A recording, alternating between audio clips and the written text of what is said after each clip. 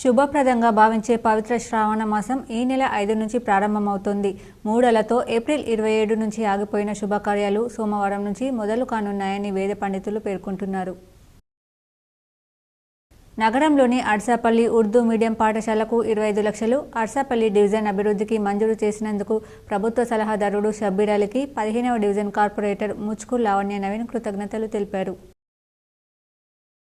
ప్రజా సమస్యలపై పోరాటాలే ప్రభుత్వాలను కదిలిస్తాయని సిపిఎం కార్యకర్తల సమావేశంలో నాయకులు పిలుపునిచ్చారు. ఏర్గట్ల మండలం తడపాకల గ్రామాల్లోని ప్రసిద్ధ తీర్థక్షేత్రం శ్రీరామాలయం వద్ద ఆషాఢమాసం ఆదివారం అమావాస్య పుష్పయామం సందర్భంగా విశేష పూజలు నిర్వహించారు. మందకృష్ణ మాదిగ ఎస్సీ వర్గీకరణ కోసం చేసిన 30 ఏళ్ల కృషి ఫలించినందుకు సంతోషంగా ఉందని వేల్పూర్ ఎంఆర్పీఎస్ నాయకులు పేర్కొన్నారు.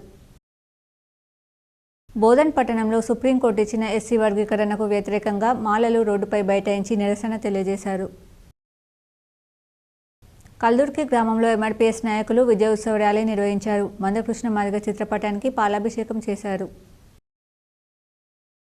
ఆషాఢ మాసం చివరి ఆదివారం అమావాస్య కలిసి రావడంతో నగరంలో చికెన్, మటన్ కొనుగోలు చేసేందుకు మార్కెట్లో ప్రజలు బారులు తీరారు.